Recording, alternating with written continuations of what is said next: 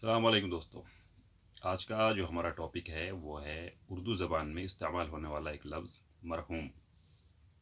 आप लोगों ने अक्सर इस्तेमाल किया होगा, करते रहते हैं, आए दिन इस्तेमाल होता है।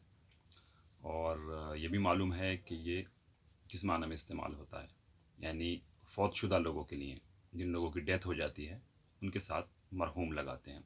जैसे कि इंग्लिश में लेट होता है, LATE, लेट, लेट फ़लाँ फ़लाँ, मरहूम फ़लाँ, इस तरह से। तो इस लफ्ज़ को हम आज देखेंगे कि इसका असल माना क्या है। जैसे कि पिछले वीडियो में पहले हमने वीडियो बनाया था, उसमें हमने लफ्ज़ इंतकाल को देखा था कि वो कहाँ से शुरू हुआ और अब किस माना में इस्तेमाल होता है, उसका असली मीनिंग क्या है। इसी तरह से मरहूम का मामला है। तो मरहूम का जो लफ्ज़ है, इसके असल माना होते हैं रहमत किया गया, यानी जिस पर रहमत की गई हो, जिस पर रहम किया गया हो, उसको मरहूम कहते हैं। क्योंकि इसका मादा भी वही है, रहम से बना है ये, रा हा मीम। तो जिस पर रहम किया गया हो उसको मरहूम। इसी तरह से सुनन अबी दाऊद में एक हदीस है, हदीस नंबर 4278। तो उसमें एक लफ्ज़ आया है उम्मत मरहूमा। ये लफ्ज़ आपने सुना होगा, उम्मतुन मरहूमा।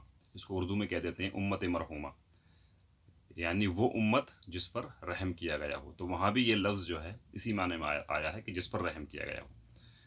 अब वहाँ पे मरहूमा इसलिए आया है क्योंकि उम्मत जो है वो फ़ीमेल है, मेल के लिए मरहूम और फीमेल के लिए मरहूमा। तो इस एतबार से मरहूमा लफ्ज़ आया है। बहरहाल वहाँ कहने का मकसद ये था कि वहाँ ये अपने असल माने में आया है कि जिस पर रहम किया गया हो, रहमत की गई हो, उसको मरहूम या मरहूमा कहते हैं अगर फ़ीमेल है तो।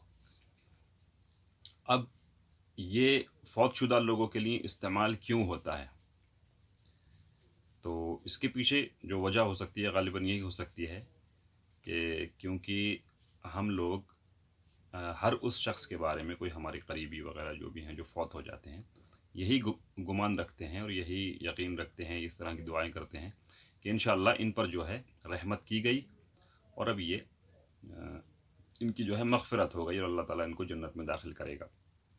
तो इस एतबार से फ़ौतशुदा लोगों के लिए ये लफ्ज़ बोला जाने लगा मरहूम, यानी कि एक तरह से हमें यकीन है कि ये मरहूम है।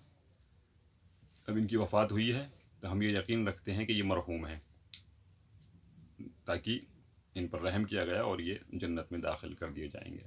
तो यानी एक तरह से इसमें दुआ भी शामिल है और एक यकीन शामिल है कि हमारे कोई करीबी अगर फौत हुए हैं तो उनके ऊपर रहमत की कर दी गई अल्लाह की तरफ से और वो बख्श दिए गए। तो इस एतबार से फिर ये धीरे धीरे इस माना में इतना राइज हो गया कि जो इसके असल माना थे वो लोगों के जहनों से गालिबन जा चुके हैं। मतलब बहुत कम लोग इस बात को जानते होंगे, नहीं तो सब आजकल इस तरह का हिसाब बन चुका है कि आप किसी के सामने बोल दें मरहूम तो उनके जहन में फ़ौरन जनाजा और कफन वगैरह यही चीज़ें आती हैं। ऐसा ही होता है।